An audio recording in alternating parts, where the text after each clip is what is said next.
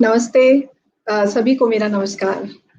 अभी हम 2 मिनट का और वेट करेंगे बाकी सभी लोगों को ज्वाइन करने के लिए।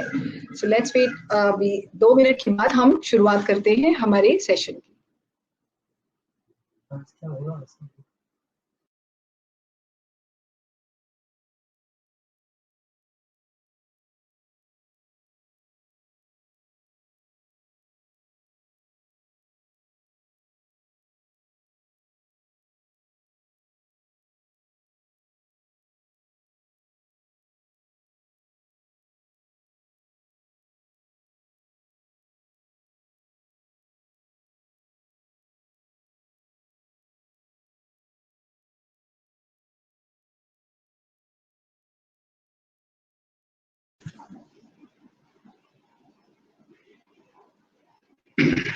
मैं आशा करती हूँ आप सभी लोग बहुत ही स्वस्थ हैं और सारे लोग अच्छे से हैप्पी हैं।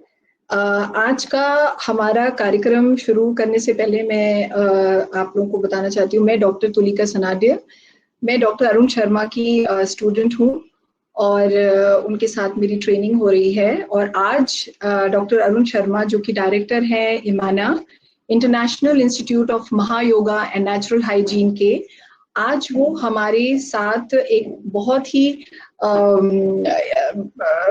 ही महत्वपूर्ण आजकल के समय का जो टॉपिक चल रहा है उस पर बात करेंगे। तो आज हम ये जानेंगे कैसे प्राकृतिक चिकित्सा से हम कोरोना के सभी उसके जो निवारण कर सकते हैं, उस रोग को कैसे हम अपने शरीर से हटा सकते हैं, इस बारे में हम गुरुजी से जानेंगे।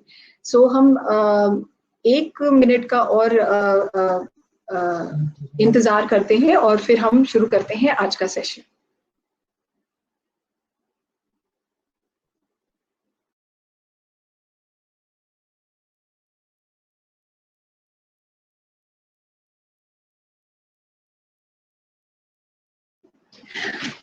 इस कार्यक्रम के दौरान अगर किसी को कोई प्रश्न आते हैं तो वो इस चैट बॉक्स में डाल सकते हैं और उसके बाद जब गुरुजी के वक्तव्य को खत्म होने के बाद हम आपके उन प्रश्नों का उत्तर देते जाएंगे।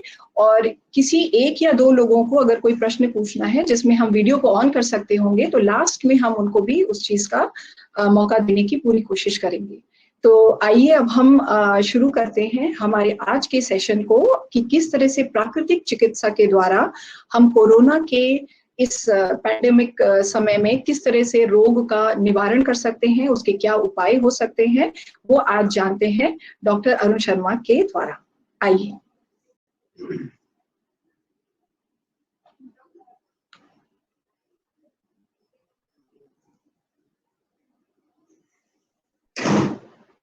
नमस्कार। वक्रतुंड महाकाय सूर्यकोटि समप्रभ निर्विघ्नं कुरु मे देव सर्वकार्येषु सर्वदा। आपातकालीन चिकित्सा और हमेशा का जीवन शैली, स्वस्थ जीवन शैली, चिकित्सा और जीवन शैली में अंतर बाकी तौर तरीकों में हो सकता है, लेकिन हम अब ये सीखना चाह रहे हैं कि प्राकृतिक चिकित्सा में क्या इन दोनों का अंतर है। इस सवाल के लिए एक और सवाल का उत्तर जानना जरूरी हो जाता है। वो सवाल ये है कि स्वास्थ्य क्या है और रोग क्या है।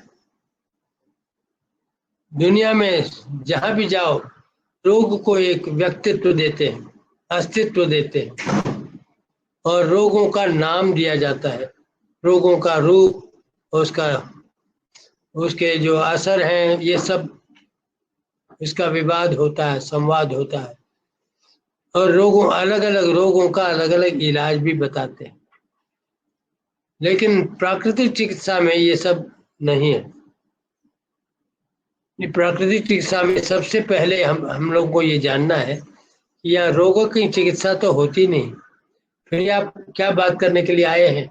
हम लोग तो इसी इंतजार में हैं कि आप बताएंगे हमारे रोगों का निवारण कैसे हो।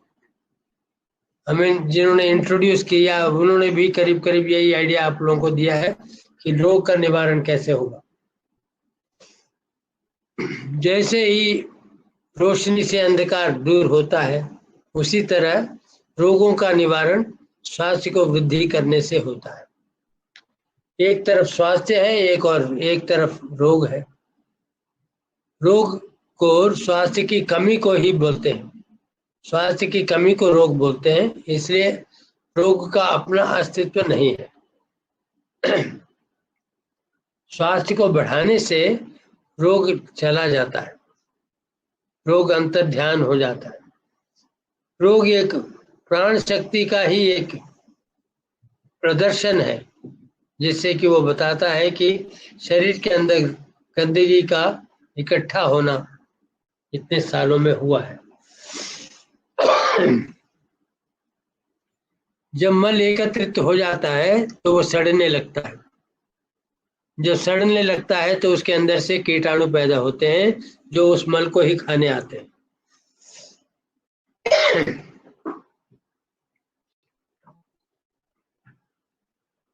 उस मल को क्या आएगा?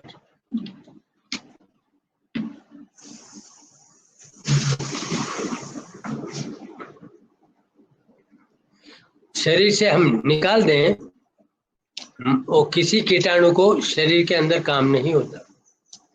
इसी तरह से हमें ये जानना है कि ये मल के इकट्ठे कैसे हो गए। पूरे शरीर में कई किस्म के काम होते हैं। जीवित शरीर में सारे कार्यक्रम को दो हिस्से में बांट सकते हैं। एक हिस्सा तो वो है कि जिसमें कि जो भी खुराक हम खाते हैं उसका हाजमा होता है। दूसरे हिस्से में वो होता है कि जो शरीर में गंदगी एकत्रित हो जाते हैं उनको समय समय पर निकालना। अंग्रेजी में बोलते हैं असिमिलेशन एंड एलिमिनेशन। असिमिलेशन का मतलब खुराक से हजम करके उसको खून बनाना।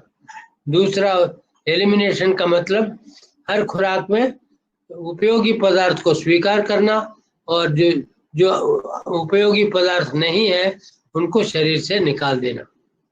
ये शरीर से निकालने का जो कार्यक्रम है वो पीछे रह जाता है। सबके शरीर में जो गंदगी समय समय पर निकलना चाहिए वो न निकले तो रोग पैदा हो जाता है। रोग क्या कहता है? चेतावनी देता है हमें। रोग हमें चेतावनी देता है कि जरूरत से ज्यादा समय तक, जरूरत से ज्यादा मात्रा में गंदगी शरीर में इकट्ठा हो रहा है। ये चेतावनी देता है कि हमें चौकन्ना होकर के शरीर से इस गंदगी को निकालने के लिए चेष्टा करना चाहिए। कई सालों से, पीढ़ियों से हम सुनते आ रहे हैं, अरंडी का तेल दे दो या कोई और चीज खिला दो ताकि मल ठीक से निकल जाए। कई लोग तो काढ़ा पीते हैं, कई लोग कई किस्म के और तरीके आजमाते हैं जिससे कि मल निकल जाता है। लेकिन इन सारे तरीकों में ये बहुत बड़ी गलतियां हैं कि वो क्या है कि वो सारे तरीके मुंह के जरिए हम लेते हैं। जो भी काढ़ा पीते हैं, जो भी एरंडी का तेल लेते हैं, वो सारा मुंह के अंदर से जाता है और मल को आगे बढ़ाने के लिए पुश करता है, धक्का देता है। ये धक्का देने का सिस्टम बहुत गलत है। और इरिटेशन का मतलब एक किस्म का दर्द पैदा करता है। और इस तरह से छेड़ना जो है बहुत गलत हो जाता है, क्योंकि हमने 3 या 4 खुराक हमने शरीर के अंदर रखा है जो हजम हो रहा है, समय समय पर जगह जगह पर हजम होता जा रहा है। अब ऊपर से एरंडी का तेल डालो या काढ़ा डालो तो क्या होता है, ये सारा खाना जो है हाजमा का काम उसका रुक जाता है और डिस्टर्ब हो जाता है, वो खराब हो जाता है। हमें करना क्या चाहिए? तो हमारे प्राकृतिक चिकित्सा में हम मल को दूसरे तरीके से छेड़ते हैं, उसको बोलते हैं टोना। टोना का मतलब है छोटा एनिमा कैन। इसके जरिए क्या होता है, गूदे के जरिए पानी देते हैं और थोड़ा ठंडक पहुंचाने से हमारे यहाँ पे काम करने लगते हैं, उसका पेरिस्टाल्टिक मूवमेंट शुरू हो जाता है और मल शरीर से निकल जाता है। आमतौर पे क्लिनिकल एनिमा होता है जो अस्पतालों में इस्तेमाल होता है, उसमें 2 लीटर पानी दे करके अंदर भेज देते हैं गूदे के जरिए, और इतना सारा पानी जो है उसको फ्लश करके बाहर निकाल देता है। ये तो हमारे नज़र में हिंसक काम है, हिंसा का काम है। इसको अहिंसक रूप में बदलने के लिए ही टोना का इस्तेमाल करते हैं। इस टोना में थोड़ा सा पानी, 250 मिलीलीटर पानी का इस्तेमाल होता है, और जिसके जरिए गूदे के जरिए देते हैं तो गूदे में ठंडक पहुंचता है और आंतों को चलने में उकसाता है, और उसके बाद थोड़ा थोड़ा करके मल निकल जाता है।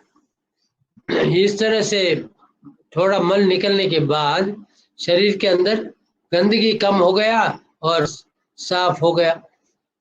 जब शरीर के अंदर गंदगी इकट्ठा हो जाता है, उस वक्त हमारा जीवन जान जो है, हमारा जान हमको बताता है कि भाई ये गंदगी इकट्ठा हो गया है, इसको निकालना है। इसकी चेतावनी देता है।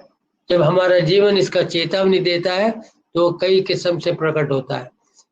पेट में दर्द होता है, या सर में दर्द होता है, या बुखार हो जाता है, या इस तरह से निशानियां रोग के दिखते हैं। और इस रोग के निशानियों को देख करके इंसान को चाहिए समझ लेना कि भाई हमारा मल इकट्ठा हुआ है, उसको निकालना है। उसकी चेष्टा ना करके ये जो रोग प्राण शक्ति का जो चेतावनी है, इसको रोकने की कोशिश करते हैं। दवाई के जरिए प्राण शक्ति का चेतावनी को बंद कर देते हैं। अरे तुम मत बोलो, तुम चुप रहो, ऐसे दवाई के जरिए प्राण शक्ति का कार्यक्रम रुक जाता है। प्राण शक्ति का काम जब रुक जाता है तो गंदगी बाहर नहीं निकलता, अंदर ही रहता है।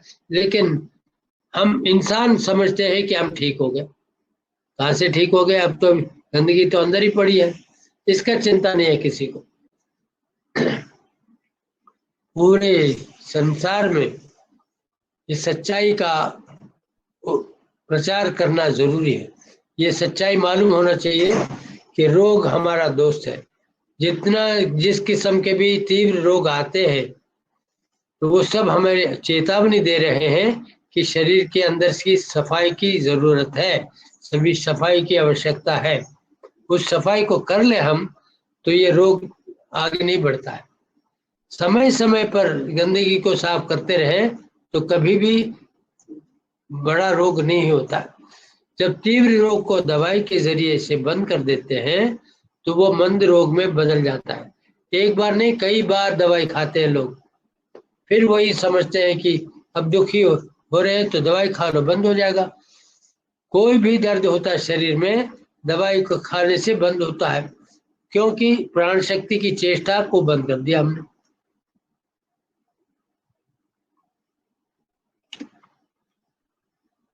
लेकिन हमने ये नहीं सोचा प्राण शक्ति तो हमेशा हमारे हित के लिए काम कर रहा है।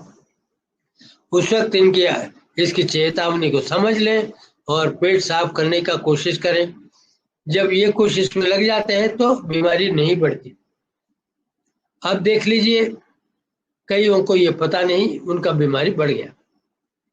कई बार उन्होंने दवाई खा ली, दवाई खा करके जो मंद रोग है, मंद रोग का शिकार हो जाते हैं। मंद रोग के तो बहुत सारे नाम हैं। डायबिटीज बोलो, ब्लड प्रेशर बोलो, हार्ट डिसीज बोलो, आर्थराइटिस बोलो, आस्मा बोलो, कितना नाम है। अब उनके नाम की गिनती तो उंगलियों से बाहर है। बड़े बड़े मोटे मोटे किताब है जिनमें फार्माकोपिया ऑफ डिसीज से लिखा हुआ बहुत ज्यादा। इसके लिए जो दवाई खाते हैं, दवाई के जरिए जो बीमारियां हो जाती हैं, उनका उससे भी बड़ा लिस्ट है। उनका नाम है आइट्रोजेनिक डिसीजेस। आइट्रोजेनिक डिसीज का मतलब ड्रग कॉज डिसीजेस, दवाइयों से जो बीमारियां होती हैं उनके नाम है। उनके नाम तो इस लिस्ट से भी बहुत बड़ा है। अब दुनिया में ये सच्चाई जो है वो सब लोग जानते हुए भी अनजाने बने फिर रहे हैं। इसका कारण क्या है? Nobody wants to pay for the compensate for his mistake. मतलब क्या है? अपनी गलतियों का प्रायश्चित करने के लिए कोई तैयार नहीं। कोई कह दे कि आपको प्रायश्चित नहीं करना है, हमें पैसा दे दीजिए, हम आपको दवाई दे देंगे, दवाई के जरिए ये जो पनिशमेंट है, दंड है, वो नहीं मिलेगा, दंड के बगैर निकल जाएंगे। कभी संसार में ये कानून हुआ है क्या? कोई जो भी गलती करेगा उसका दंड दिए भी बच सकता है? कोशिश करते हैं लोग। कुदरत के कानून से कोई भी नहीं बच सकता। हमने पुराणों में देखा है कि भगवान को खुद उनकी गलतियों का प्रायश्चित करना पड़ा, तब के तब। कई बार जब इंसान के रूप में जन्म ले लेते हैं दुनिया में, तो उसका उस जीवन के जो कानून है उसको परिपालन करना पड़ता है। इसलिए कोई भी इंसान अपने किए के लिए पश्चाताप या प्रायश्चित किए बगैर उससे छुटकारा नहीं मिल सकता।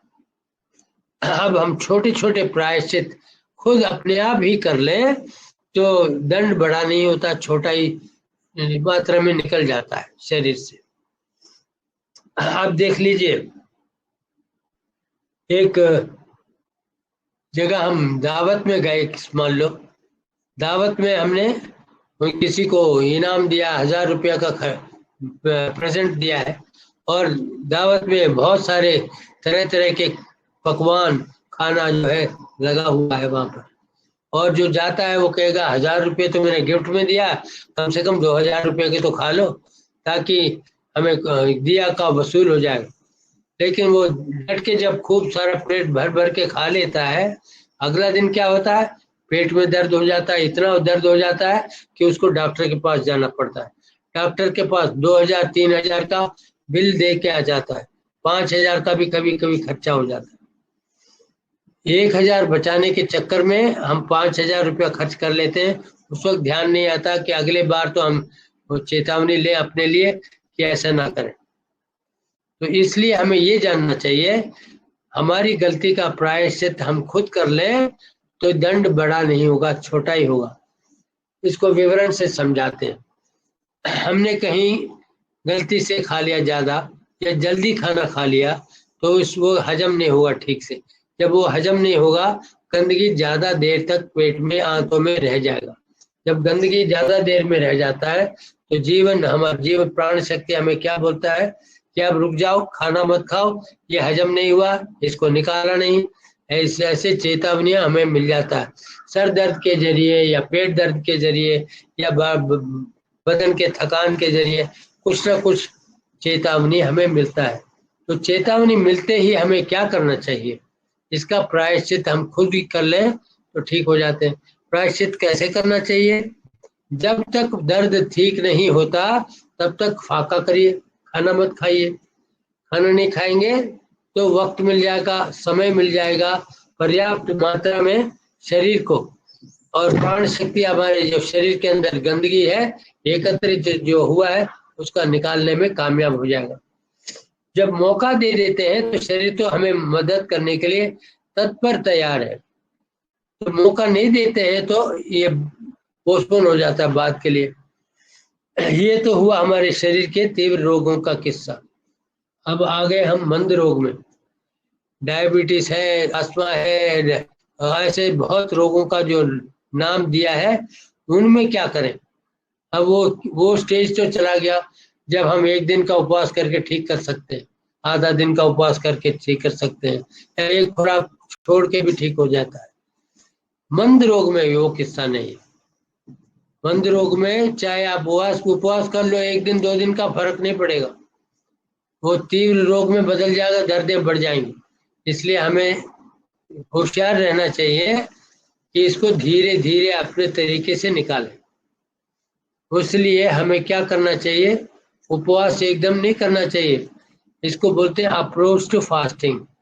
इसका मतलब क्या है कि उपवास की तरफ मरीज को ले जाना, धीरे धीरे ध्यान पूर्वक।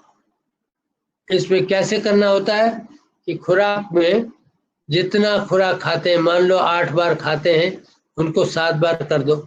7 बार खाते हैं तो उसको 6 बार कर दो। एक खुराक छोड़ने में उनको तकलीफ नहीं होगा। उनको ये कहना होगा कि यह आपका प्रायश्चित का पहला स्टेप है। इतने खुराक खाते हैं तो एक स्टेप आगे बढ़िए।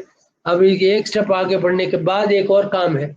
उस काम में क्या करना है कि खुराक जो भी खा रहे हैं उसको और स्वास्थ्यवर्धक बना दें।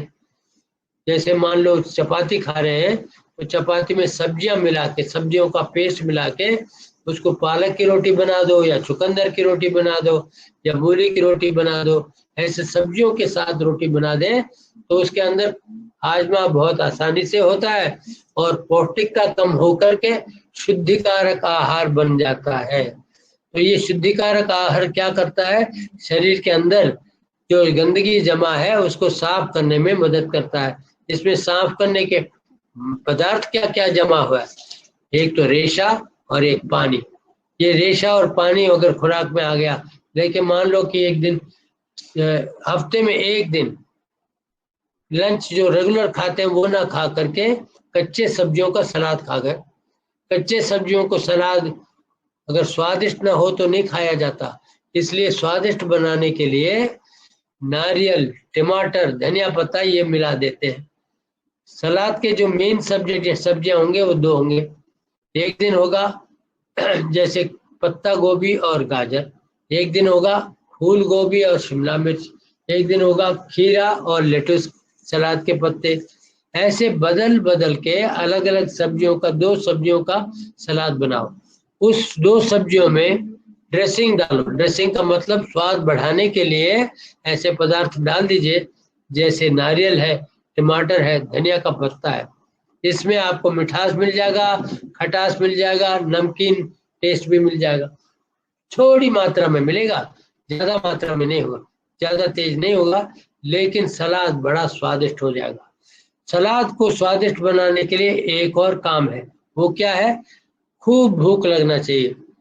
जिस वक्त आप लंच खाते हैं उस वक्त मत खाइए, 2 घंटा और पोस्टपोन कर दीजिए। 2 घंटे के बाद तो भूख लग जाएगी। अब भूख के साथ ये सलाद खाएंगे तो इसका स्वाद और भी अच्छा होगा। और एक कदम है, और इसको स्वादिष्ट बनाने के लिए थोड़ी मात्रा में खाना मुंह में डालिए और उसको चबाइए। ऐसे चबाइए कि बस वो सलाद जो है पानी पानी हो जाए। चबाते जाइए, चबाते जाइए, चबा चबा कर उसको पानी बना दीजिए। उसके बाद उसको निगल लीजिए। 32 बार चबा ले तो सलाद हो जाए पानी, उसके बाद निगल लीजिए। उसमें कोई भी होगा नहीं होगा हानि। तो ऐसा हम जीवन को कर लें तो धीरे धीरे हमारी आदत बदल सकता है। हफ्ते में एक दिन करेंगे तो अब 2 दिन करने का हिम्मत बढ़ जाएगा, क्योंकि एक दिन करने से ही आप एक कदम आगे बढ़ गए। कहाँ, किस तरफ, स्वास्थ्य की तरफ। आपको स्वास्थ्यवर्धक बनाने के लिए खुराक का जो तरीका, खाने का तरीका है, उसको और स्वास्थ्यवर्धक बना दें। तो धीरे धीरे एक दिन सलाद खा लिया हफ्ते में, फिर 2 दिन खाओ, फिर 3 दिन खाओ। ऐसे करते करते 5 दिन तो कम से कम सलाद खाना चाहिए हमें। ऐसे 5 दिन सलाद खा लिया तो क्या हो गया, आदत बन गया। अब सुबह का खाना जो है, रोज सब लोग क्या करते हैं, चाय पी लेते हैं या कॉफी पी लेते हैं या ब्रेड खा लेते हैं, दूध पी लेते हैं। ऐसे बहुत सारे आदतें हैं लोगों का जो कि स्वास्थ्यवर्धक नहीं है। उसको बदलना है। उसको बदलने के लिए उसकी जगह फल खाते हैं। ऐसे कई तरीके से धीरे धीरे हमारे आदतों को और स्वास्थ्यवर्धक बनाते जाइए। उसको क्या कहते हैं, अप्रोच टू फास्टिंग। फास्टिंग के करीब ले जा रहे हैं। उसके बाद हम एक हाफ डे का फास्टिंग का प्रपोज करें तो आसानी से कर पाते हैं। इसी तरह से स्वास्थ्यवर्धक खाना खाते ही उनको लगता है यही फास्टिंग है, क्योंकि जो हम खाते थे, समोसे खाते थे, कभी कचौड़ी खाते थे, पूरी खाते थे, वो तो नहीं खा रहे। अब कह रहे हैं सलाद खा रहे हैं, फल खा रहे हैं।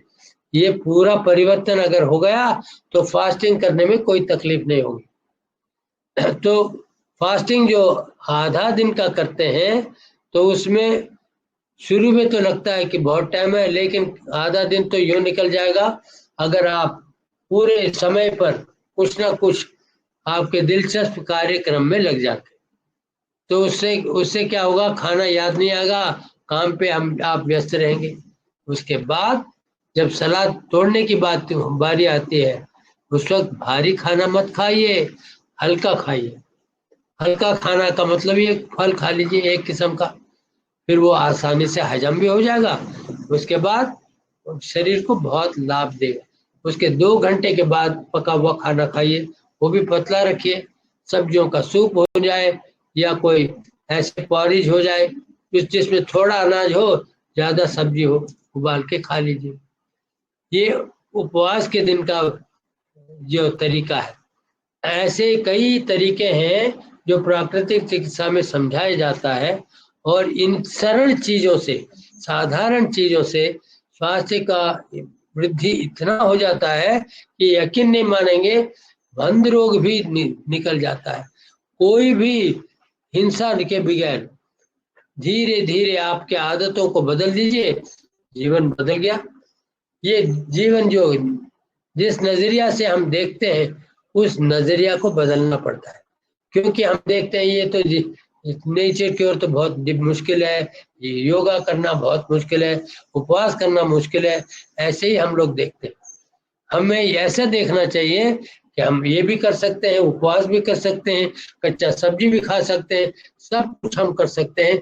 हमारी आदत को धीरे धीरे हम बदलेंगे और हम कामयाब होंगे। तो ये जो कामयाबी है, ये बहुत दिनों में आता है। लेकिन अभी जो दुनिया में छाया हुआ डर, वो किसका है वो आपको जानते हैं। पैंडेमिक जिसको बोलते हैं वो भी आप जानते हैं, और इसका नाम मैं नहीं लेना चाहता हूँ।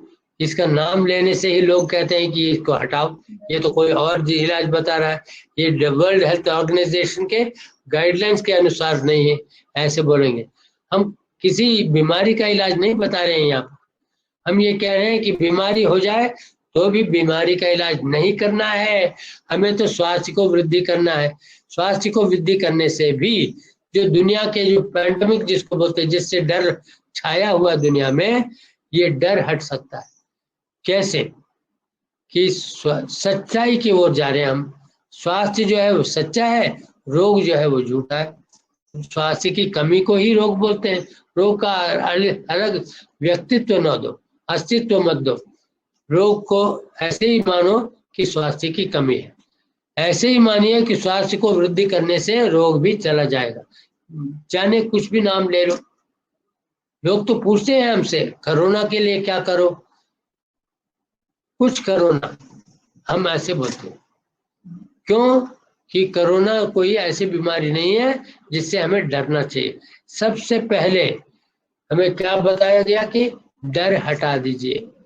डर करके हर हालत का जो हर मरीज का जो हालत है वो खराब हो जाता है। शास्त्रों में विश्वास करिए। शास्त्रों में कई बातें ऐसे बताई गई है जिसको हमें पढ़ करके ये मालूम होता है कि ये तो बहुत साइंटिफिक है। शास्त्रों में ये कहा गया है कि जो कारण है रोग का, कारण को हटा दो और रोग हट जाएगा। ये तो वैज्ञानिक पूर्वक सब लोग जानते हैं। एक तो कारण होता है, एक असर होता है। आप लगातार असर को निकालने की चेष्टा करते रहेंगे और कारण को नहीं निकालेंगे तो जिंदगी भर तकलीफ में रहेंगे।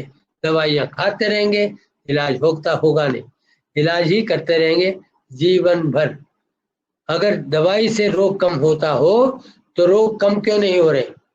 दुनिया में हम देखते हैं हर साल और नई बीमारियां आ रही है। बीमारियों के नंबर बढ़ रहे हैं, कम नहीं हो रहे हैं। दवाई दारू में कुछ नहीं रखा है, ये हमें नहीं बोलना है, बड़े बड़े डॉक्टर बोल रहे हैं।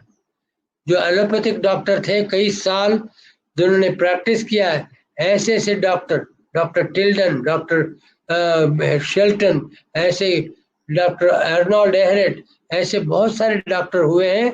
आजकल भी क्या है, निझावन, डॉक्टर निझावन है न्यूयॉर्क में, आजकल उन्होंने किताब लिखा है कैसे ये आधुनिक दवाइयों से लोगों का स्वास्थ्य का स्तर नीचे गिर रहा है और आधुनिक दवाइयों से नई ऐसे बीमारियां पैदा हो रही हैं जिसके लिए लोगों को चेतावनी देना है। ऐसे किताब एलोपैथिक डॉक्टरों ने लिखा है। खैर, हमें क्या करना है उससे? हमें तो ये बताना है आपको कि प्राकृतिक चिकित्सा के जरिए आपका स्वास्थ्य का स्तर कैसे बढ़ सकता है। कोई बीमारी, चाहे उसको कोरोना बोलो, चाहे कुछ भी नाम बोलिए, उसके साथ हमें कोई डर नहीं होना चाहिए, वो भी बीमारी दूर हो जाएगा। ये क्यों मैं कह रहा हूँ? क्योंकि हमने बीमारी का इलाज नहीं किया, हमने हमारे प्राकृतिक चिकित्सा के अनुयायियों को इतना ही बताया, आपके स्वास्थ्य को स्तर को प्राकृतिक मार्ग से, प्राकृतिक और स्वस्थ जीवन शैली से बदल सकते हैं और रोग का स्तर से हट करके स्वास्थ्य का स्तर बढ़ जाता है, रोग गायब हो जाता है। एक नहीं, दो नहीं, कई मरीज जिनको कोरोना हो गया था, कोरोना पॉजिटिव डिक्लेयर कर दिया था, उन लोगों ने अपना डाइट बदला, उपवास किया, सूर्य स्नान लिया और समय समय पर उनका गंदगी को निकालने के लिए टोना का प्रयोग किया, प्राणायाम किया। ऐसे सरल तरीकों से उनके रोग की स्थिति दूर हो गया। जिन लोगों ने भी दवाई लिया, जिन लोगों ने भी वैक्सीनेशन करा लिया, उनका हालत क्या हुआ, इंक्लूडिंग डॉक्टर आर.के. अग्रवाल जो एम्स के जो हेड थे, उनका साथ भी क्या हुआ हमें नहीं बोलना है। न्यूज में तो हम देखते ही हैं क्या हुआ। दवाई से रोग का स्वास्थ्य का हालत खराब होता है, यह हमें नहीं कहना, हमें नहीं मालूम इसके बारे में क्या है। लोग कह रहे हैं, अखबार में आ रहा है, हमारे रिश्तेदारों में उन लोगों ने 2-2 बार वैक्सीनेशन कराया। उन्होंने कहा कि वैक्सीनेशन से बच सकते हैं, आप भी वैक्सीनेशन करा लो, आप भी वैक्सीनेशन करा लो। वो लोगों को जबरदस्ती वैक्सीनेशन भी हो गया, 2 बार करा लिया, उसके बाद उनको कहा कि कोविड हो गया। अरे, ये तो हमने सोचा कि दवाई वैक्सीनेशन लेने से कोविड नहीं होगा, ये क्या हो रहा है? तो जब कोविड हो गया तो उनको सांस लेने में तकलीफ हो गई, तो इमरजेंसी वार्ड में चले गए। इमरजेंसी वार्ड में चलने के बाद क्या हुआ, क्या क्या इलाज हुआ, उसका विवरण तो हमें करना नहीं। ऑक्सीजन सिलेंडर लगा, स्टेरॉइड्स दिया उनको, और एक रेस्पिरेटर क्या बोलते हैं उसको, वेंटिलेटर, वो दिया। सब इलाज होने के बावजूद भी वो मर गया। Doctor R K. अग्रवाल का भी यही हुआ, तो टीवी में उनके बारे में बताया। तो इसका कारण क्या है? कोरोना है क्या, कोविड-19? पता नहीं, हमें नहीं मालूम। हम तो ये जानते हैं कि चाहे नाम कुछ भी ले लो, प्राकृतिक चिकित्सा में रोगों का नाम नहीं होता। प्राकृतिक चिकित्सा में वो लोग आए जिनको कोरोना पॉजिटिव डिक्लेयर किया गया था, वो ठीक हो गए। हमारे डोंट ब्लेम मी, मेरा कोई दोष नहीं है, वो ठीक हो गए तो हो गए। तो कैसे ठीक हुए ये जानने के लिए हमारा 4 दिन का एक प्रोग्राम चलेगा, जिसमें मंद रोग के जो शिकार हैं उनको प्राकृतिक चिकित्सा मार्ग से, उनको कोरोना भी हो जाए चाहे कुछ भी हालत में हो, उनको क्या मार्गदर्शन दे सकते हैं, इसके बारे में हम 4 दिन का प्रोग्राम रखेंगे। और कौन से तारीख से? 1 तारीख से 4 तारीख तक जून के महीने में ये करने वाले हैं। इसके लिए कहाँ संपर्क करना है, कैसे करना है, वो आप लोगों को इतला दिया जाएगा। इस बीच में आपको प्राकृतिक चिकित्सा के बारे में या अपने समस्या को कैसे हल करना है इसके बारे में कुछ सवाल करना है तो आप कर सकते हैं। आप सभी लोग कोई प्रश्न है तो उसे चैट बॉक्स में लिख दीजिए, और अगर कोई प्रश्न जो है डायरेक्टली गुरुजी से पूछना चाहते हैं तो आप हैंड रेज कर सकते हैं और हम आपका क्वेश्चन ले लेंगे।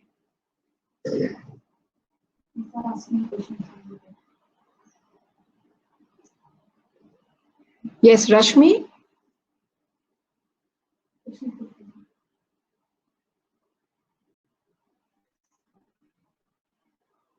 रश्मि, are you there?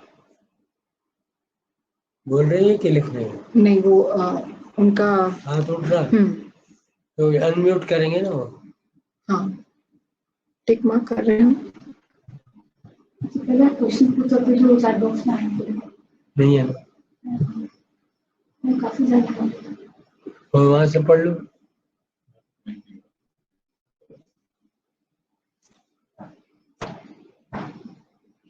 Yes, you will get the recordings. आप सभी को रिकॉर्डिंग्स मिलेंगी इसके बाद।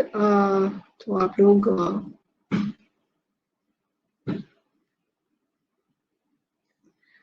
किसी और का कोई क्वेश्चन है तो आप पूछ लीजिए, चैट बॉक्स में डालिए। यहाँ पे कुछ हम टिक मार्क कर रहे हैं बट आप लोग शायद नहीं अनम्यूट कर रहे हैं। प्लीज अनम्यूट योरसेल्फ जिनको हम टिक किया।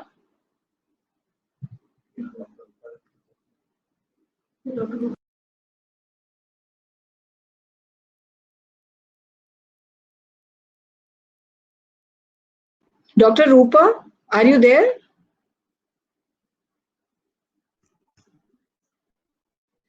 I have accepted few participants already.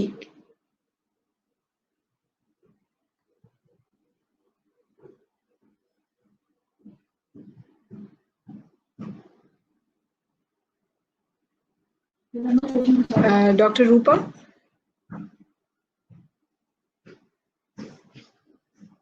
लोग आपकी बात सुन रहे हैं? हाँ, आप लोग सुन पा रहे हैं हमारी आवाज को? Am I audible?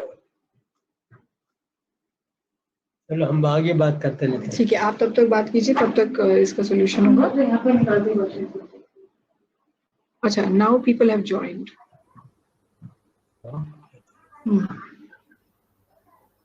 एक आवाज तो आया।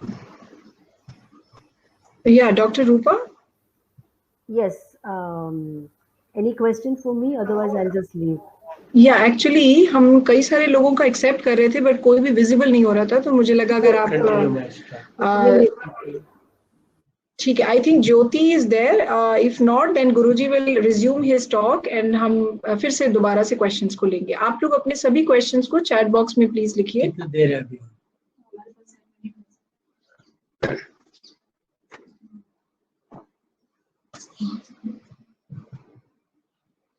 दुनिया के सृष्टि से जब से सृष्टि हुई है तब से ये कीटाणु हमारे संसार में है। कीटाणु, सारे कीटाणुओं को दो हिस्से में बांट सकते हैं। बहुत किस्म के कीटाणु हैं लेकिन सबको मिला करके दो हिस्से में बांट सकते हैं। एक तो वो कीटाणु है जो कि हमारे खुराक को खून में बदलता है। हम सब खुराक खाते हैं, वो खुराक को खून में बदलने का काम कुछ कीटाणु करते हैं। हमारा ही नहीं, सब जानवरों का, जब सब जीवराशियों का यही हाल है। और दूसरे किस्म के कीटाणु वो होते हैं जो शरीर के अंदर गंदगी को खा करके शरीर को शुद्ध करने में मदद करते हैं। कुछ लोगों का गंदगी अगर ज्यादा दिन रह गया हो तो वो सड़ करके उसके अंदर से ही कीटाणु पैदा होते हैं और वो सारे गंदगी को खाकर निकल जाते हैं। इसका छोटा सा किस्सा मेरे बचपन का सुनाऊंगा। जैसे कि मैं छोटा बच्चा था तब 2 केले घर में छोड़ के चला गया था पुदुकोट्टई, दिल्ली से पुदुकोट्टई चले गए वेकेशन के लिए। तो 2 महीने के बाद वापस आए तो जिस शेल्फ में मैंने केले छोड़े थे वहां कुछ भी नहीं था। तो मैंने पिताजी को बोला कि मैंने 2 केले यहाँ छोड़ के गया था जिस दिन हम लोग जा रहे थे, अब आके देख रहा हूँ वो केला नहीं है, कोई चोर ले गया। उन्होंने कहा कोई चोर नहीं ले गया, उस केला को पकने दिया हमने 2 महीने तक देखा नहीं। 1-2 दिन में पक जाता है, ओवर राइप हो जाता है, ज्यादा पक जाता है, फिर वो सड़ जाता है। जब सड़ जाता है केला, उसके अंदर से कीटाणु पैदा होते हैं। कुछ फल खाते हैं, कुछ छिलका खा लेते हैं, इस तरह से पूरा केले को कीटाणु खा करके निकल जाते हैं। इसलिए कीटाणुओं का काम यही है, कोई जो चीज खाना सड़ रहा होता है उसको खा, उसी से कीटाणु निकलते हैं और खा के निकल जाते हैं। हमारे शरीर के अंदर भी यही 2 किस्म के कीटाणु हैं। जो गंदगी होता है उसको खाने के लिए कीटाणु आते हैं जिनका समय समय पर नाम बदलते गए। उनको जर्म्स कहो या बैक्टीरिया कहो या वायरस कहो, वो तो उनके साइज और शेप के अंदर जो फर्क होता है, अंतर होता है, उसी के आधार पे कहा जाता है। वही लगा, उसी के आधार पे उनका नाम रखा जाता है। समय समय पर उनको कभी कहा कॉलेरा कह दिया, कभी मलेरिया कह दिया, कभी डिप्थीरिया कह दिया, कभी और अलग अलग नाम दिया गया। आजकल उसको कोरोना कहते हैं। चाहे वो साइज कोई भी हो, चाहे शेप कुछ भी हो, उनका काम तो एक ही है, गंदगी को खाना और यहाँ से निकल जाना। वो जिस शरीर में गंदगी नहीं हो वहां पनप नहीं सकते, ये अटूट विश्वास करना चाहिए। जिस शरीर में गंदगी ना हो, स्वस्थ कण ही हो, उस शरीर में कोई कीटाणु कुछ हानि नहीं पहुंचा सकता। इसका प्रमाण कहाँ दिया है? भगवत गीता में दिया है। मैं प्राण के रूप में मैं खुद हर एक जीव राशि के अंदर मैं विराजमान हूँ और मैं शरीर को हर तरफ से रक्षा करता हूँ, शरीर की रक्षा करता हूँ। ऐसे भगवान कृष्ण ने भगवत गीता में कहा, अहम वैश्वानरो भूत्वा प्राणिनाम देहमाश्रितः प्राणापान समायुक्तः पचाम्यन्नम चतुर्विधम। खाना जो 4 किस्म के खाना खाते हैं सबको पचाने के लिए और शरीर के खुराक को खून में बदलने के लिए सबका मदद मैं करता हूँ।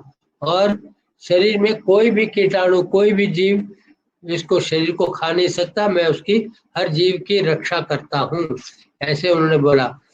शास्त्रों में दी गई जितनी भी बातें हैं पूरा पूरा सत्य है, 100% सत्य है।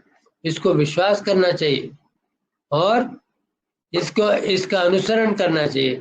डर को हमेशा हमारे जीवन से हटा देना चाहिए। जांच पड़ताल जरूर करिए लेकिन डरिए मत।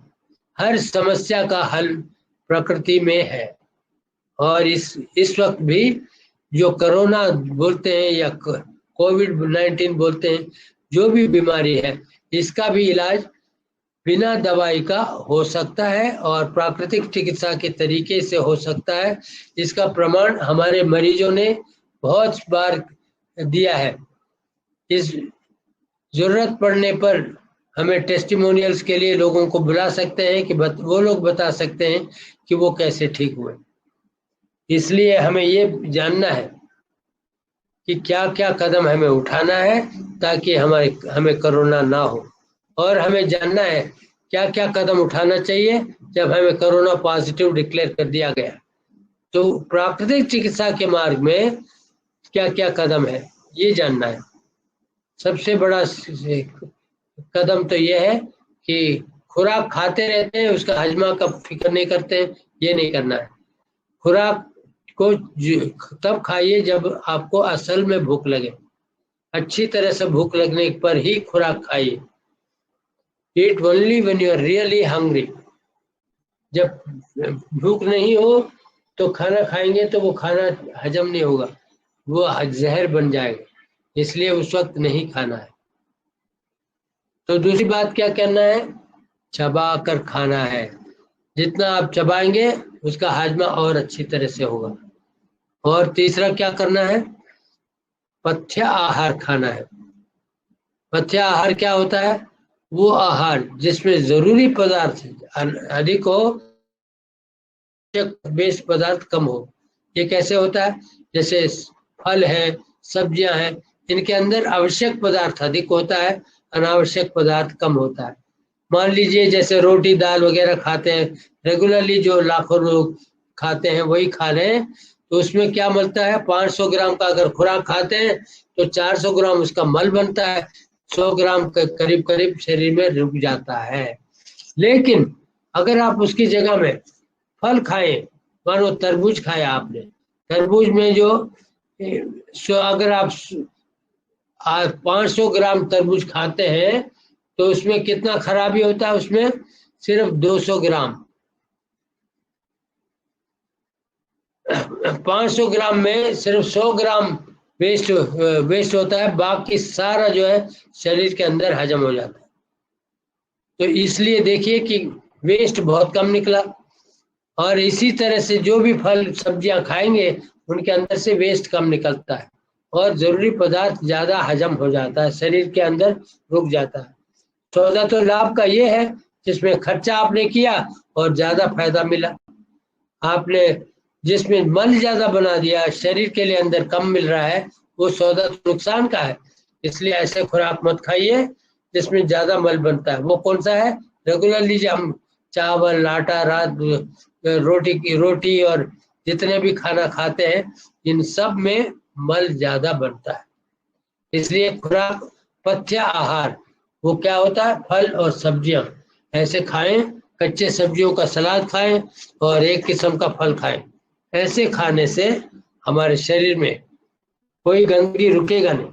जो भी गंदगी बनता है वो तुरंत समय समय पर विदाउट एनी एफर्ट, कोई प्रयास के बगैर और आसानी से पूर्ण तरह से गंदगी निकल जाता है। ये अगर मेंटेन कर सकते हैं तो रोग तो कभी होगा ही नहीं। रोग तो तब होता है जब जीवन शैली खराब हो और गंदगी एकत्रित हो जाता है। इसलिए ये पथ्य आहार खाने से काफी लाभ मिलता है। इसके बाद आता है सद्विचार। सद्विचार किसको कहते हैं? हर तरह की जो तकलीफें होती है दुनिया में, उन तकलीफों को आप एक चैलेंज मानिए, एक सवाल मानिए, एक ऐसे सिचुएशन मानिए जिसको आप पूरा करने के लिए मौका मिला है। जीवन एक मौका है जब आप हर किस्म से दूर होने के लिए, हर आंधी से दूर होने के लिए उस नौका को ले जा सकते हैं। मौका को ऐसे नौका बना दीजिए जो कि हर तूफान से भी निकल जाए। जिसके लिए हमें प्रयास करना है।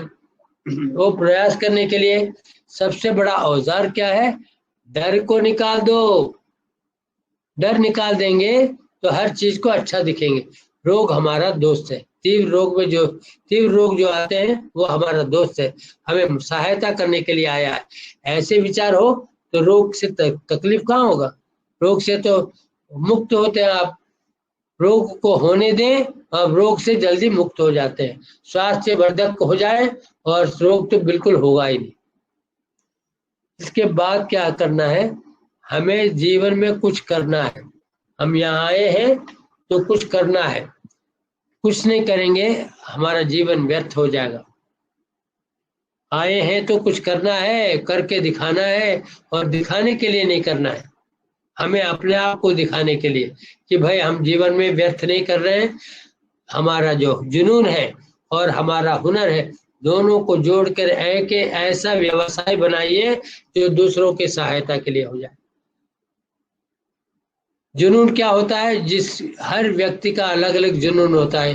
किसी को गाने का जुनून है, किसी को तस्वीर बनाने का शौक है, किसी को मकान बनाने में शौक है, किसी को खाना पकाने में शौक है। ऐसे अलग अलग कलाएं हैं। 64 कलाएं हैं बोलते हैं। हर कला का जो हुनर कब बढ़ता है? जब आपके अंदर जुनून हो, तो हुनर अपने आप बढ़ जाएगा। आपका जो हुनर है वो प्रयास करने से बढ़ सकता है, लेकिन जुनून तो आपका अपना है। हर एक व्यक्ति का अपना जुनून होता है, इसीलिए उसका व्यक्तित्व होता है। जब व्यक्तित्व यही प्रकट करता है कि आदमी इस काम में कामयाब हो सकता है। हमें मालूम ही नहीं था, कई साल हमने सोचा पैसा बनाएंगे और कई धंधे में लग गए, लेकिन खुशी नहीं मिली। जब हम प्राकृतिक चिकित्सा को प्रचार करने में और लोगों का इलाज करने में आ गए तो ये हमारा जुनून था, ये पता नहीं था। खुशी भी आई और कामयाबी भी आई। तो इसलिए हम सबको अपना जुनून का पहचान करना है और जुनून को और कामयाबी का अपना हुनर को जोड़ करके जीवन में कामयाब होने के लिए कोशिश करना है। और ये सब 5 गाइडलाइंस है, इसको फॉलो करेंगे तो हर समस्या से हम बाहर आ सकते हैं। और कुछ सवाल आए हैं क्या? तो चलिए अब तो डॉक्टर तुलिका आपको सवालों का बताएंगे और हम जवाब देंगे। So Siddharth have asked a question. Although many of us have a strong belief on natural treatment, but when we become ill due to any reason, that time we had to take allopathy medicine out of fear. So what is the remedy? पहले सच्चाई जान लीजिए। सच्चाई क्या है? रोग का कारण निकालने के बगैर रोग दूर नहीं हो सकते। अंग्रेजी में तो आपने सवाल किया है, उसका हिंदी करना पड़ेगा कि जब हम रोग हमें हो जाता है तो हमें तो डर लगा रहता है, तो रोग से दूर होने के लिए जल्दी जल्दी हम दवाई खा लेते हैं। इसका क्या समस्या है, इस समस्या का क्या हल है, ऐसे पूछ रहे हैं हमारे तो कौन सिद्धार्थ जी पूछ रहे हैं। हम ये कह रहे हैं कि जब रोग हो जाता है तो रोग क्यों हो रहा है ये समझ लीजिए। रोग को दूर करने के लिए क्या करना है। रोग इसलिए हो रहा है कि गंदगी इकट्ठा हो गया शरीर में। रोग दूर कैसे होगा, वो कारण को निकाल दीजिए, गंदगी को निकाल दीजिए। शरीर में ही नहीं, मन से भी, दिमाग से भी गंदगी को निकालना। दिमाग का गंदगी के बारे में बाद में बताएंगे। शरीर का गंदगी तो ये होता है कि जो मल इकट्ठा हो जाता है उसको निकालिए। उसके तरीके बहुत है, एक तो प्राणायाम है, एक तो व्यायाम है। खूब रनिंग करिए, कोई गंदगी रुकेगा नहीं, आसानी से निकल जाएगा। और इसके बाद क्या करना है, पथ्य आहार खाना है जिसमें रेशा, पानी और जीव हो। ऐसे आहार शरीर के अंदर उपयोगी पदार्थ निकाल करके अनावश्यक पदार्थ को आसानी से निकालने में कामयाबी देता है। और आगे और क्या करना है, हमें ऐसे ही सिचुएशन में कोई दवाई नहीं खाना, डर को निकाल देना। डर कोई किसी समस्या का हल नहीं है। डरना, वरी करना, और लिख दीजिए, कोई समस्या लिख दीजिए, उनके 4-5 तरीके से हल निकाल लीजिए। उसमें एक ये भी लिखिए, डरना या चिंता करना 100 आदमी को दिखा दीजिए, सारे 100 आदमी कह देंगे डर या चिंता से कोई समस्या का हल नहीं निकल सकता, पहले डर को निकाल के फेंक दो। तो अब डर की वजह से हम दवाई ले रहे हैं। दवाई लेते वक्त एक सवाल जरूर पूछिए। मैं दवाई के खिलाफ नहीं हूँ, दवाई पद्धति है, लोग मानते हैं, मैं रेस्पेक्ट करता हूँ। मैं नहीं दवाई लूंगा, मैं इसलिए कि मैं एक सवाल पूछता हूँ, क्या ये दवाई साथ साथ हमारे स्वास्थ्य को भी बढ़ाता है? Any effort to cure a disease without simultaneously improving a health is quackery. इसका मतलब क्या है, कोई भी प्रयास जिसमें कि रोग को निकालने के लिए किया जाता है, उसको अगर स्वास्थ्य को वृद्धि करता है या नहीं, ये पूछिए। इस दवाई से मेरा स्वास्थ्य की वृद्धि होगा? नहीं, ये स्वास्थ्य को बढ़ाने के लिए नहीं है। अगर स्वास्थ्य को वृद्धि होता है तो सबको दे दो, सब लोग अपने स्वास्थ्य को बढ़ा ले, तंदुरुस्ती बढ़ा ले। नहीं, स्वास्थ्य वृद्धि नहीं करता है, ये तो और भी बीमारी करता है। ये लिखा हुआ है, कहते हैं, जानते हैं, डिब्बे में भी लिखा हुआ है। दवाइयों का डिब्बे को पढ़िए, क्या लिखा है, एक दवाई खाने से कम 1 दर्जन दूसरी बीमारियां हो जाती हैं। क्या ये चाहिए आपको? जरूर खाइए दवाई, और सोचिए नहीं, सोचे बगैर डर डर के खा लीजिए दवाई। हम कोई उसके खिलाफ नहीं है, वो आपका तरीका है। हमारे तरीके में हम सोचते हैं, डर को निकालते हैं, कारण को देखते हैं, कारण निकल रहा है कि नहीं, सब हर तरफ से उसको परिशीलन कर लेते हैं, तब जाके पता लगता है कि दवाई हमें नहीं खाना है, दवाई किसी और को खा लेने दो। हम तो स्वास्थ्य की रक्षा करने के लिए प्राकृतिक चिकित्सा के दिए हुए मार्गदर्शन में चलेंगे। ये मेरा सिद्धार्थ जी के लिए जवाब है। आगे एक प्रश्न है, किन्हीं कारण का नाम नहीं है यहाँ पे। वो कह रहे हैं कि कैंसर पेशेंट्स किस प्रकार से कोरोना से बचाव कर सकते हैं, और वो ये भी पूछ रहे हैं कि कब ये कोरोना हमें पूरी तरीके से छोड़ के जाएगा। ये वो जानना चाहते हैं। हमें पूछ के तो आया नहीं, हमने तो दावत तो दिया नहीं, तो जब हमने दावत दिया नहीं, वो पता नहीं कब जाएगा। जब तक वो रहना चाहे रहे, हमें उससे कोई इतराज नहीं है, कोई डर नहीं है, कोई परेशानी भी नहीं है। उसको कोरोना कहो, कुछ भी करो, उसके लिए हमें कुछ भी करो ना, ये करो कि डर से हटा, डरो ना। डरोने के लिए क्या करो ना, डरो ना, सब कुछ ठीक है।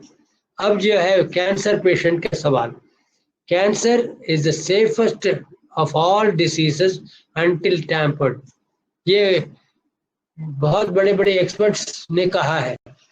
टैम्पर्ड का मतलब क्या है, बायोप्सी कर लिया तो ये पता लग गया कि इसके अंदर ये कैंसर किस तरह का है, ये बिनाइन है या मैलिग्नेंट है, तब पता लगता है अरे ये तो कैंसर है, ये जाएगा नहीं, ऐसे ऐलान किया जाता है। इस हालत में हमें क्या करना है, आगे लोग दवाई के सिस्टम में क्या करते हैं, बायोप्सी के बाद कीमोथेरेपी करते हैं। कीमोथेरेपी करके उस दवाई का जो असर है वो और अंदर भेज देते हैं। कार्सिनोजेनिक सेल को वहां से हटाकर और अंदर की तरफ भेज देते हैं। कहते हैं कि हमने इसको मार दिया। गंदगी को निकालो तो माने, गंदगी को और शरीर के अंदर भेज दिया तो वो कामयाबी तो नहीं हुआ। वो खुद कहते हैं कैंसर ठीक नहीं हो सकता, लेकिन हम पोस्टपोन कर सकते हैं। इस तरह से पोस्टपोन करने से दंड ज्यादा आता है, बाद में दोबारा जब आता है बहुत ज्यादा आता है। इसलिए सबसे पहले हमें क्या करना है, हमारा जीवन शैली को बदलना है। कैंसर को भी निकालने के लिए शरीर के अंदर काबिलियत है, इस पर विश्वास करना है। लेकिन इसके अंदर और कंटिन्यू करेंगे कीमोथेरेपी, न ये कैंसर ठीक होगा न कोरोना। आपका हालत जो स्वास्थ्य जो है स्तर कम होते जाएगा, तो कोरोना क्या कोई भी छोटी बीमारी भी आपको मार देगा। तो इसलिए हमारी तरफ से सुझाव यह है कि प्राकृतिक जीवन शैली को अपनाने से कोरोना भी दूर हो जाएगा और इवेंचुअली समय आने पर कैंसर भी दूर हो सकता है। इसके लिए आप mahayoga99@gmail.com पर चिट्ठी लिखिए। अगर और मार्गदर्शन चाहिए तो हम आपको ईमेल के जरिए दे देंगे। शुक्रिया। गुरुजी, एक क्वेश्चन और था लास्ट इनका कि क्या घरेलू तरीके हम अपना सकते हैं जिनको कोरोना हो चुका है, तो ऐसे कौन से तरीके हैं जिनको हम अपना सकते हैं घर में जिससे कि कोरोना ठीक हो सके? पॉपुलरली मशहूर घरेलू तरीका जो है वो बहुत सारे हैं जिनको हम नहीं मानते। घरेलू तरीके में काढ़ा पीना और या कुछ ना कुछ हाथ की दवाई खाना, हल्दी गर्म करके दूध के साथ पीना, ये सब हमारे तरीके नहीं। घरेलू तरीके भी दवाई तरीका होता है। दवाई, हाथ की दवाई ऐसे बहुत सारे लोग देते हैं, हरड़ खा लो, फलाना खा लो, ये सब दवाई हाथ की दवाई होती है। ग्रैंड मदर्स ट्रीटमेंट बोलते हैं उसको। ऐसे बहुत समय से चला आ रहा है, ये ठीक है करके कुछ लोग समझते हैं, लेकिन हमारी पद्धति में तो दवाई है ही नहीं। हमारे पास क्या है, सिर्फ जीवन शैली, स्वस्थ जीवन शैली। उसके लिए 5 गाइडलाइंस हमने दिया: ample exercise, adequate rest, positive food, positive thinking, engage in an occupation that combines your skill and passion to help others. इसका हिंदी में हमने बता दिया है पहले, इसलिए इनको अगर समझ सके तो इनके लिए क्या क्या करना है वो मार्गदर्शन हमारे पास मिल सकता है। तो इसके बारे में आप लिखें हमें, हम जरूर बताएंगे। एक बार और, mahayoga99@gmail.com। धन्यवाद। और कुछ? हाँ। There is another question by Raghavendra. As the natural immunity will take some time to develop after following nature therapy, what we should do if it becomes serious tomorrow? इस प्रश्न में एक छुपा हुआ एक असम्पशन है। वो असम्पशन ये है कि हम इलाज कर रहे हैं। हम बीमारी का इलाज नहीं कर रहे हैं, हम बीमारी का इलाज नहीं कर रहे हैं, हम बीमारी का इलाज नहीं कर रहे हैं। तो आप क्या कर रहे हैं? हम ये बता रहे हैं कि बीमारी से कैसे बचें। अगर बीमारी हो गया तो स्वास्थ्य को कैसे बढ़ाएं ताकि बीमारी अपने आप दूर हो जाए। बीमारी का इलाज करने से बीमारी स्थायी रूप से ठहर जाता है। बीच में सीरियस हो जाए तो क्या करना है? इसलिए इलाज के अंदर ये प्रोग्राम देते हैं जिसको कहते हैं नॉन क्राइसिस डाइट प्लान। इस प्लान से क्या होता है, खुराक और उपवास बदल के ऐसे स्तर पे देते हैं, लिक्विड सॉलिड लिक्विड फास्ट, ऐसे कोई रिदम है, ताल है समझो। पहले लिक्विड डाइट लो, फिर सॉलिड डाइट लो, और लिक्विड डाइट लो, फिर फास्टिंग करो, फिर लिक्विड सॉलिड लिक्विड फास्ट, ऐसे ताल की तरह वो प्रोग्राम बना हुआ है।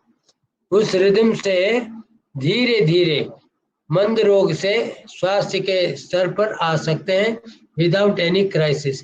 कोई भी तीव्र गति से रोग बढ़ेगा नहीं, आराम से स्वास्थ्य के स्तर पे आते हैं। ये प्लान यूजुअली हम अडॉप्ट करते हैं। तुरंत अगर कोई तीव्र गति से कोई रोग हो जाए तो हम खुश होते हैं, दुखी नहीं होते, उससे डरते नहीं। उसमें क्या करते हैं, तुरंत उपवास कराते हैं, टोना लेते हैं और संवाद करते हैं, तीव्र गति से इलाज करते हैं, वो ठीक हो जाते हैं। हर मरीज को हम ठीक कर सकते हैं क्या? हर रोग ठीक हो सकता है, हर मरीज ठीक नहीं हो सकता। क्यों? हर रोग का जो इच्छा और है, हर रोग का विश्वास और है, हर रोगी का विश्वास और है, हर रोगी का इच्छा और है, और रोगी का जो है शरीर में कई अंग चले गए हैं, इतना खराब हो गए हैं, तो उस मरीज को ठीक नहीं कर सकते। रोग तो सब ठीक हो जाता है, सब रोगी ठीक नहीं होते। Thank you. उषा जी ये जानना चाहती हैं कि सलाद खाते रहने से क्या हम अपने बॉडी वेट को मेंटेन कर सकते हैं? बहुत इंपॉर्टेंट क्वेश्चन है। बॉडी वेट और हेल्थ डज नॉट कंकर together, they don't go together. कितना वेट होना चाहिए ये आपका हिसाब और है, और स्वास्थ्य लाइफ का हिसाब और है।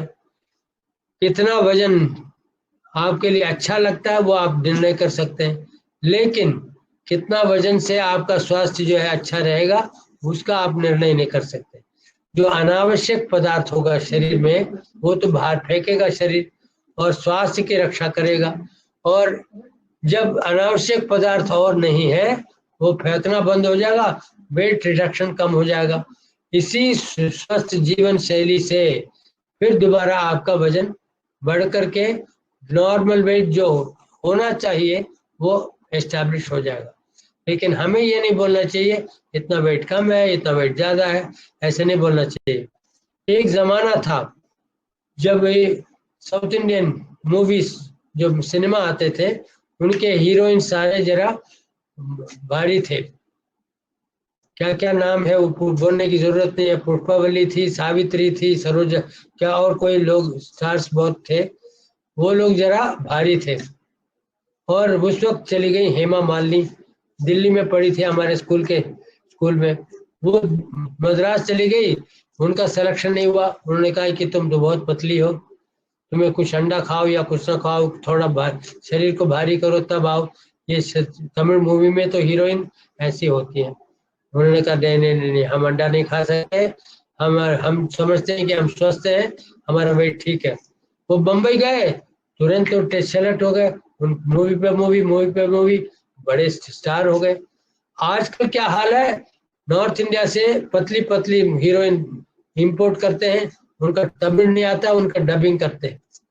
ये हालत है। समझ की बात है, समय समय पर समझ बदलते रहता है। गुरुजी एक प्रश्न जो है एलर्जीज पे है, जिसमें वो कह रहे हैं कि वीट, प्रोटीन और विटामिन सी, तो इस पे आप थोड़ा सा अपना रिफ्लेक्शंस कीजिएगा। ये सब्जेक्ट से बाहर है, फिर भी हम कह देंगे कि एलर्जी क्या है, अल्लाह की मर्जी है। जिसके बारे में समझते नहीं उसको एलर्जी बोल देते हैं। तो ये वीट जो है एलर्जी क्रिएटिंग नहीं है, और जो उसमें क्या बोलते हैं ग्लूटेन, वो भी शरीर के लिए हानिकारक नहीं है। और क्या क्या चीज बोला आपने? विटामिन सी तो खुराक है, और आपको खुराक जो है वो सब्जियों में और फलों में विटामिन सी कईयों में बहुत सारा है, वो खाएंगे आपको विटामिन सी मिल जाएगा शरीर में। लेकिन कोई भी खुराक आप लेते हैं और शरीर में धूप नहीं लगने देते हैं तो वो खुराक आपके लिए प्राप्त नहीं हो सकते। अगर कोई भी खुराक विटामिन सी हो या B12 हो, विटामिन ए हो, कुछ भी विटामिन हो, विटामिन तो कितने किस्म के विटामिन है, सारे विटामिन शरीर को प्राप्त तब होता है। ये पावर चला गया, ये पावर डाल दिया। जो विटामिन जो हमें मिलना चाहिए वो तो तब मिलता है, तब मिलता है जब हम धूप के सेवन करें, सूर्य शरीर में पड़े और उसके साथ सब्जियां खाएं या फल खाएं तो उसके अंदर विटामिन जो है वो प्राप्त होता है। बिना धूप के कुछ नहीं होता। सूर्य का उसके बहुत बड़ा अंश है हमारे हाजमा के काम में। आगे, thank you everybody, it was a nice time. आपके साथ समय बिताया, अच्छा लगा। उम्मीद है कि आप सभी लोग हमारे 4 दिन के वेबिनार में ज्वाइन हो जाएंगे और अपने दोस्तों को, मित्रों को और रिश्तेदारों को सबको बुलाइए। हम सब जागरण करना चाहते हैं, ये जागृति देना चाहते हैं लोगों को कि हमारे स्वास्थ्य के स्वास्थ्य को रक्षा करने के लिए प्राकृतिक चिकित्सा से बढ़िया कोई तरीका नहीं। ये क्योंकि भगवान ने दिया हमें, हर जानवर, हर जीव राशि इसका पालन करते हैं। ये अनादिकाल से, जब से सृष्टि हुई है, ये प्राकृतिक चिकित्सा ही तो है और इसके अंदर खर्चा कम है और सफलता ज्यादा है। इसमें साइड इफेक्ट नहीं है, सुरक्षित है, इसमें कोई दवाई नहीं है, इसलिए कोई और बीमारियां नहीं बढ़ सकती। अच्छा, थैंक यू, नमस्ते। मैं आशा करती हूँ आप सभी को आज का सेशन बहुत ही महत्वपूर्ण, लाभदायी लगा होगा। और before we close down formally, एक स्मॉल सी अनाउंसमेंट है। जैसा कि गुरुजी ने बताया कि हम लोग 4 दिन का एक वेबिनार करेंगे, जिसमें कि पहले दिन में हम थायराइड एंड डायबिटीज के बारे में बात करेंगे, कोरोना के पेशेंट्स के लिए, और जिनको नहीं भी है उनके लिए भी ये बहुत ही यूजफुल टॉक रहेगा। उसके अलावा डे 2 में blood pressure and heart disease, day 3 corona, arthritis and asthma, day 4 corona and multi sclerosis and skin diseases, multiple sclerosis and skin diseases. तो आप सभी इसके लिए रजिस्ट्रेशन कर सकते हैं। डॉक्टर रूपा, ये फैसिलिटी अभी हमारे पास है क्या? आपने जैसा कि बताया था, डॉक्टर रूपा अभी ज्वाइन करेंगी, तो वो हमें इस बारे में बताएंगी। एंड आप लोग के कोई भी पर्सनल कंसल्टेशन के लिए आप लोग हमें महायोगा 99 के लिए लिख सकते हैं और mahayoga99@gmail.com पे लिख सकते हैं। एंड टेलीग्राम ज्वाइन कीजिए, वो हमारा लार्जर ग्रुप है जहाँ पे हमारे सारे इवेंट्स, जहाँ आपको उसके बारे में जानकारी मिल सकती है। हमारी वेबसाइट है www.imana.com। So there is already, Telegram में वो डाल दिए गुरुजी। तो आप सभी अगर रजिस्ट्रेशन करना चाहते हैं 4 डे इवेंट का, जो कि पेड इवेंट है, आप इसको अभी कर सकते हैं। ये आपके सामने आ रहा होगा आपके स्क्रीन के ऊपर। Doctor Rupa is there, she will guide you more. जी, हमने ऑफर है हमारा यहाँ, आप पेमेंट कर सकते हैं। ये 3 पार्ट की जगह अभी 4 पार्ट हो गया है, तो हम इसमें करेक्शन कर देंगे, लेकिन आप ये पेमेंट अभी कर सकते हैं। और ये लिंक हम सभी टेलीग्राम और व्हाट्सएप के ग्रुप में शेयर कर देंगे सभी के साथ। तो आप लोग जितना हो सके ज़्यादा लोगों को फॉरवर्ड कीजिए और रजिस्टर कर दीजिए, और सारी इन्फॉर्मेशन आपको सभी को हम ईमेल से बता देंगे। मैं बहुत बहुत धन्यवाद करना चाहती हूँ डॉक्टर रूपा का भी, जिन्होंने हमें ये प्लेटफॉर्म दिया जहाँ पे हम ये इवेंट को ऑर्गेनाइज कर पाए। So thank you so much doctor Rupa for giving this and helping us out to carry out this entire event so successfully. Thank you so much. और आप लोग को सभी हम मिलते रहेंगे टेलीग्राम पे, फेसबुक पेज पे और इस तरीके के होने वाले इवेंट्स पे। Thank you so much. नमस्कार।